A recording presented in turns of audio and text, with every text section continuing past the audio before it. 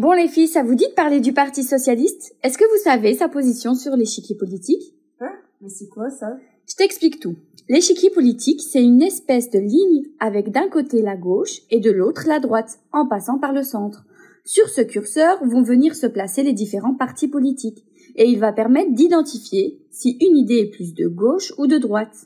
Sur le curseur, on associe la vision politique à une valeur. Un parti de gauche est pour l'égalité entre les citoyens, et c'est même carrément l'objectif central.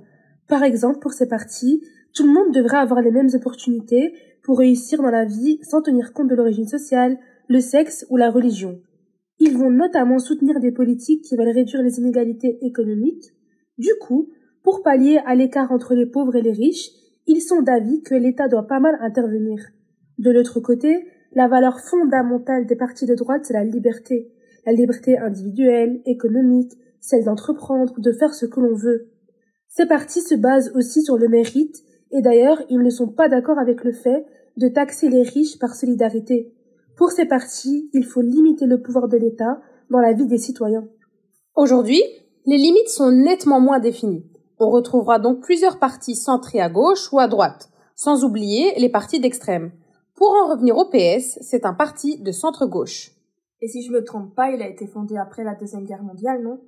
C'est bien juste, mais à vrai dire, tout commence en 1885, avec la création du Parti ouvrier belge, le POB. C'est un regroupement d'associations ouvrières et démocratiques. Ce parti va d'ailleurs créer la charte de Coirognon, qui va servir de guide pour le socialisme belge. Mais je pense que ça se dit Carignon, non?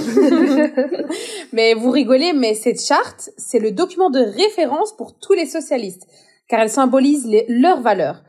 Lorsque le POB monte au pouvoir en 1918, il va engendrer différentes réformes, telles que la journée des 8 heures, la pension de vieillesse ou encore l'assurance chômage. Oui, et en 1940, le POB est dissous, et juste après la guerre, le Parti Socialiste va naître. Le PS va lutter sur différentes thématiques, comme la sécurité sociale ou l'école officielle. Aujourd'hui, le PS est le premier parti francophone de Belgique. Oui, mais concrètement, ils défendent quoi au PS? Ils luttent pour des matières sociales telles que rendre les transports en commun gratuits, l'augmentation du minimum des salaires et de la pension. Ils veulent créer un observatoire des violences faites aux femmes, mais aussi revaloriser la fonction d'enseignant et lutter contre la pénurie de profs. Ils souhaitent œuvrer pour la semaine de travail de 4 jours et donc réduire le temps de travail.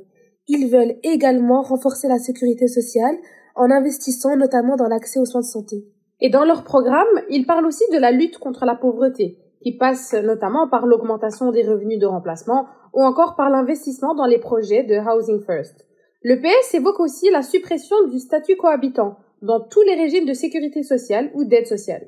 Et c'est bien Paul Magnette, le président actuel? Tout à fait, c'est lui qui sera en tête de liste à la Chambre pour le Hainaut. D'ailleurs, c'est son parti qui a récemment proposé le texte amendé du décret paysage, en collaboration avec les écolos et le soutien du PTB. Je te remercie pour ces informations. Ouais. Mais où puis-je me rendre pour en savoir plus sur le PS? Tu trouveras tout le programme politique sur leur page web que nous t'avons indiqué dans la description des podcasts. En attendant, on se retrouve dans notre prochaine séquence qui nous parlera du PTB. Ouais!